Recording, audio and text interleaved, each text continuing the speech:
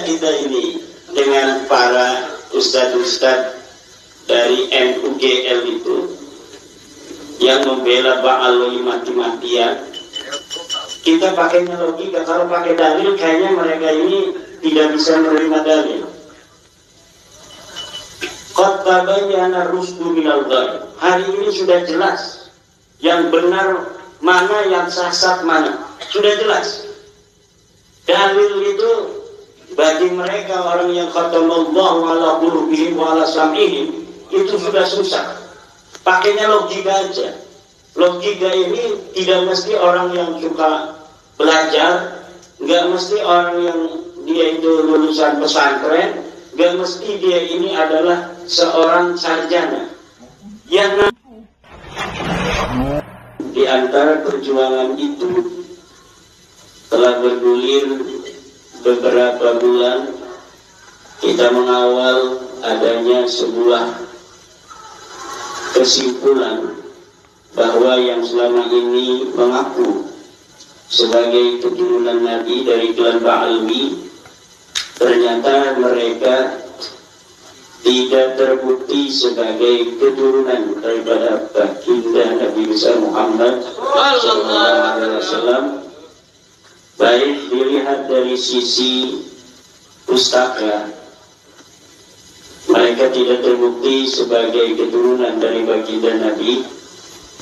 Dan ada bukti-bukti baru secara pustaka yang telah saya susun di dalam jurnal atau buku yang saya beri judul Membongkar Skandal Ilmiah Sejarah dan Genealogi Ba'alawi, Finalisasi Keterputusan Nasab Ba'alawi kepada Nabi besar Muhammad SAW. Dan kita lihat pendukung-pendukung mereka hari ini, alasan-alasan yang diberikan ini tidak bisa menjawab dari tesis kesimpulan bahwa Ahmad bin Isa tidak pernah hijrah ke Hadramaut seperti keterangan yang ada di dalam kitab-kitab Ba'alwi. Yang kedua, bahwa Ahmad bin Isa tidak pernah ada di Basrah. Bagaimana dia bisa hijrah dari Basrah ke Hadramaut kalau di Basrahnya saja mereka tidak bisa membuktikan berdasarkan kitab-kitab yang sudah dikarang dan bisa kita baca hari ini dari abad ketiga dan abad keempat. Tidak ada keterangan Ahmad bin Isa orang Madinah ini itu pindah ke Basrah. Yang pindah ke Basrah nanti muridnya, cucu-cucunya. Ada yang di Basrah, ada yang di Iran, di Qum, ada yang di Samirah, ada yang di Asfihan dan sebagainya. Tapi beliaunya ini ada di Madinah. Selanjutnya mereka tidak pula bisa menjawab kesimpulan bahwa Ubaidillah ini bukan anaknya Ahmad.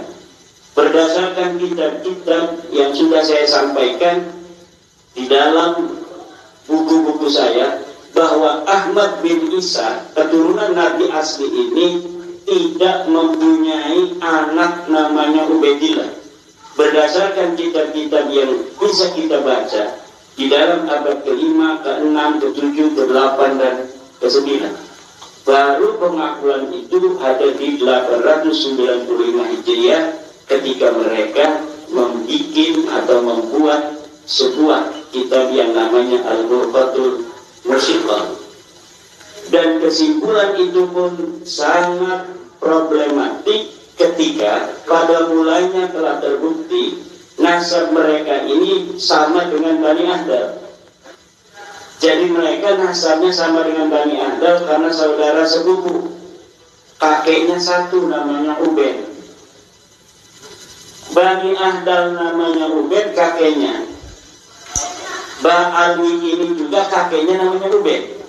Tapi hari ini dua bersaudara Ubed ini nasabnya masing-masing.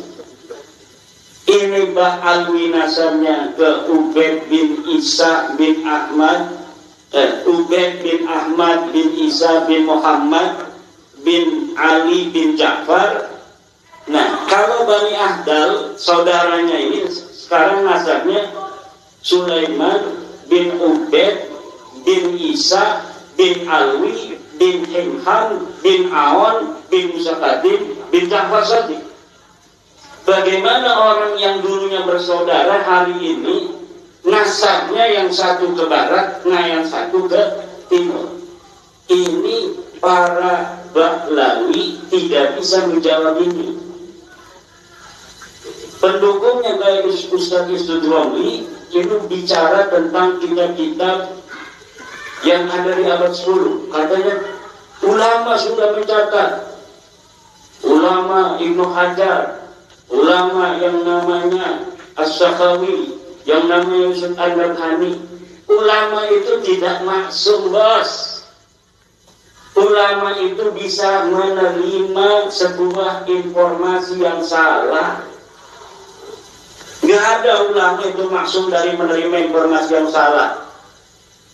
Kadang-kadang informasi dari istrinya saja salah.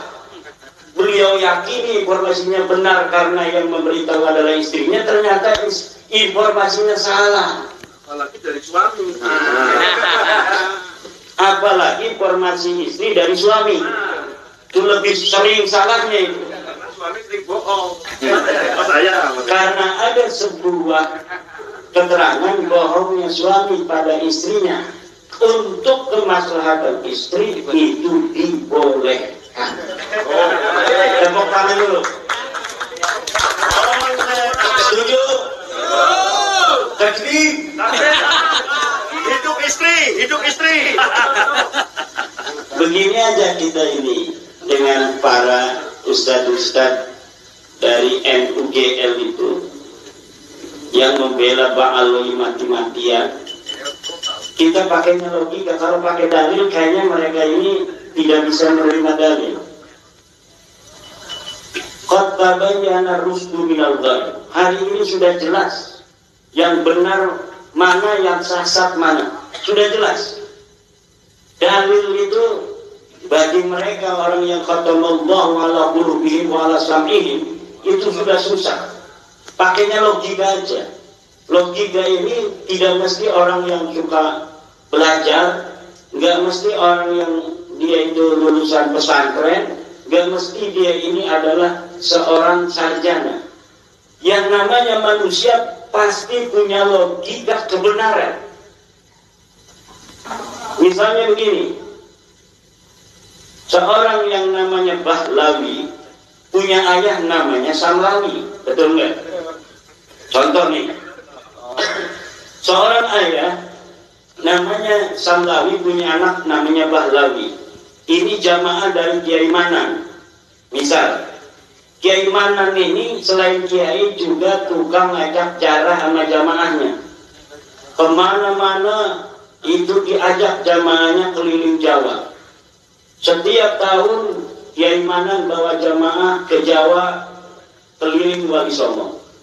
Dari mulai tahun 90 sampai 2024. Di tahun 2024 Kiai Manan cerita lagi begini sama jamaahnya. Dulu ingat enggak? Waktu tahun 2000 kita sama-sama jarah keliling Wali Songo, kita pernah mampir di Mbah Khalil Bangkalan. Ketika kita jarah hujan gede. Rasanya katanya Mang Bahlawi juga ikut itu. Sama bapaknya Samlawi. Kata Kiai itu. Nah ternyata sebenarnya Kiai Manan ini lupa kalau Mang Samlawi tahun 1999 sudah wafat.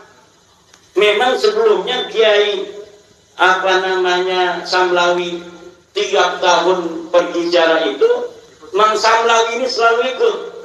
Tapi tahun 99 beliau wafat. Ketika tahun 2000 Kiai ini jarah, tahun 2024 Kiai ini cerita seakan-akan dalam memori dia Mang Samlawi ini masih hidup.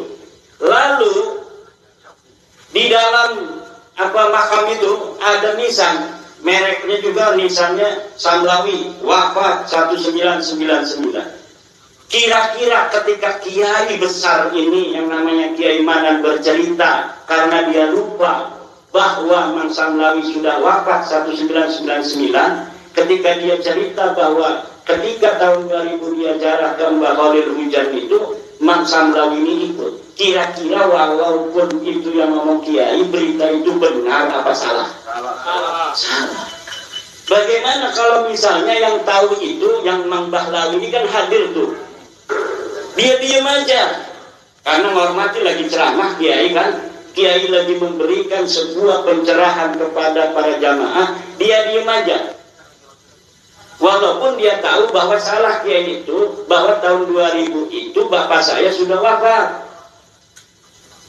Akhirnya yang dengar itu, yang lain itu pulang ke rumah, cerita juga kepada anaknya bahwa yang namanya Mang Samlawi waktu tahun 2000 ikut berziarah tanpa mengkonfirmasi, tanpa datang ke kampungnya, tanpa melihat di makamnya bahwa ada batu nisan tahun 1999 ini Mang Samlawi sudah wafat.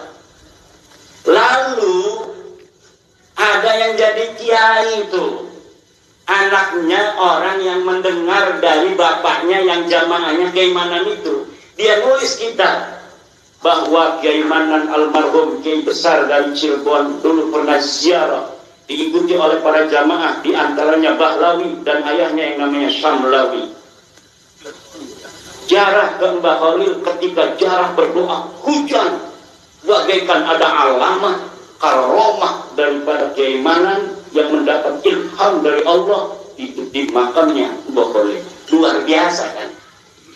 Kemudian kitabnya ini dikutip lagi oleh ulama lainnya, dikutip lagi oleh ulama lainnya. 2200 ini seperti syuhrah wal istifadah bahwa Kiai Manan jarah di Mbah Khalil diikuti oleh Mang Samlawi, padahal Mang Samlawinya udah wafat tahun 99. Kira-kira otaknya sekarang orang desa yang gak sekolah gak mondok, yang tahu bahwa itu Mang Samlawi sudah wafat 99, ini tetap mengikuti orang yang mengatakan di dalam kitab itu bahwa Mang Samlawi ikut di Mbah Khalil, atau yang mengatakan Mang Samlawi nggak ikut karena dia sudah wafat.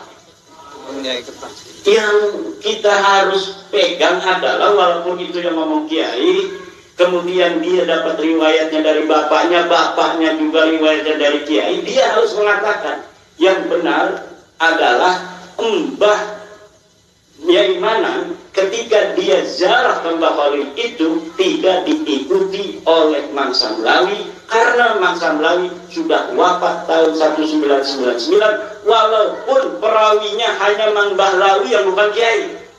Karena apa? Mang Bahlawi ini berdasarkan sebuah bukti, ada batu nisannya dan dianya adalah seorang saksi karena dia merupakan anak daripada Mang Samlawi yang dia juga mencatat bahwa ayahnya Mang Samlawi ini wafatnya tahun 1999.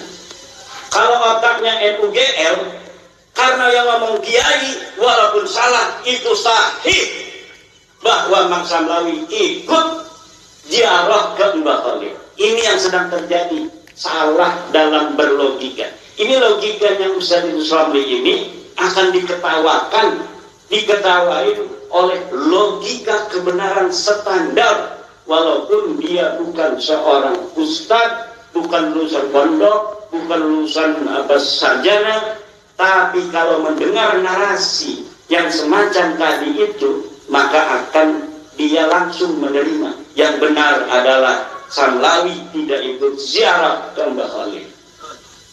Betul? Nah, ini hari ini kota bayana rustu minal ghai. Sudah jelas mana yang benar, sudah jelas mana yang salah. La ikraha fiddin. Tidak ada paksaan orang untuk mengikuti agama. Seperti sekarang juga, kita tidak boleh memaksa orang untuk mengikuti kebenaran. Apa pangkat kita dibandingkan pangkatnya Rasulullah? Di mana Rasulullah ketika beliau mendapatkan wahyu dari Allah, kemudian ditugaskan menyampaikan kebenaran dari Allah. Hari ini seluruh dunia yang masuk Islam itu baru 1/3 daripada seluruh manusia yang ada di dunia. Lah kita kemudian mau-maunya berusaha, semua orang harus percaya pada kita.